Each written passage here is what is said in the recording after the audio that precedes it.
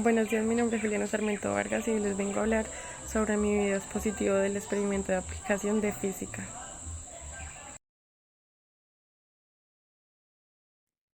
Isaac Newton nació el 4 de enero de 1643 y falleció el 31 de marzo de 1727. Fue un destacado físico, matemático, teólogo, inventor y alquimista inglés. Es famoso por su obra Principios matemáticos de la filosofía natural, más conocidos como los Principia, donde describe la ley de la gravitación universal y las leyes de movimiento, y estableció las bases de la mecánica clásica. También realizó importantes aportes en óptica y en matemáticas, donde desarrolló el cálculo infinitesimal. Leyes de Newton. Las leyes de Newton, también conocidas como leyes del movimiento de Newton, son tres principios a partir de los cuales se explican una gran parte de los problemas planteados en mecánica clásica, especialmente el movimiento de los cuerpos. Estas leyes, publicadas por Isaac Newton en 1687 en su obra Principios matemáticos de la filosofía natural, los Principia, permitieron explicar dónde el movimiento planetario, combinadas con la ley de gravitación universal hasta funcionamientos de máquinas y proyectiles, se aplican únicamente en sistemas de referencia inerciales con velocidad constante y a objetos que no se muevan cerca de la velocidad de la luz. En estos casos extremos aparecen los efectos relativistas, que son explicados por la teoría de la relatividad especial de Einstein. Ley de la inercia. La ley de la inercia, también conocida como la primera ley de Newton, es la que contradice la idea de Aristóteles, quien creía que un objeto solo mantenía en un movimiento si se le aplicaba una fuerza constante. Newton, en cambio, establece que un objeto sigue en reposo o en movimiento rectilíneo uniforme hasta que una fuerza externa lo obliga a cambiar su estado. Este principio implica que el movimiento tiene dirección y sentido, es decir, un vector, y que se puede calcular la aceleración a partir de los cambios en la velocidad, como por ejemplo en este siguiente experimento. Para ello necesitamos los siguientes materiales: un vaso de vidrio, en especial que sea transparente, una carta, puede ser una baraja, y una moneda. Procedemos a poner el vaso en una mesa plana y estable.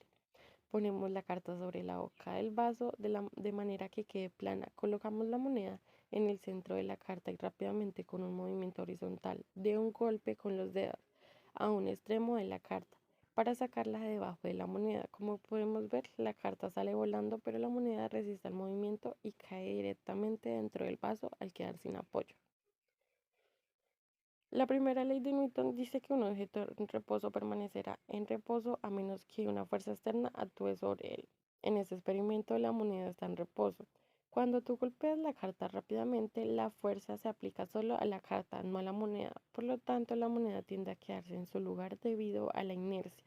Al no tener ya soporte, la gravedad hace su trabajo y la moneda cae dentro del vaso. Ley fundamental de la dinámica.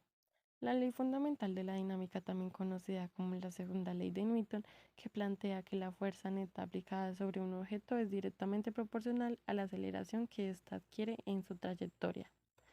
Es decir, establece que un cuerpo acelera cuando se le aplica una fuerza para moverlo. Si se aplica una fuerza neta mayor, aumentará la aceleración del cuerpo. Como ejemplo tenemos este experimento, que para ello necesitamos los siguientes materiales: una vela pequeña, un encendedor, un vaso con agua y colorante alimentario para ver mejor el efecto, un vaso transparente y un plato hondo. Procedemos a encender la vela y, con la cera derretida para que no se caiga, la fijamos en el centro del plato.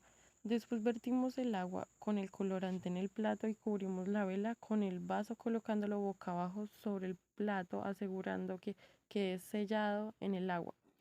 Podemos ver que la vela consume el oxígeno dentro del vaso, y una vez que el oxígeno se agota, la vela se apaga. Esto provoca una disminución de la presión dentro del vaso. El aire caliente se enfría y contrae, y como resultado el agua del plato es empujada hacia dentro del vaso.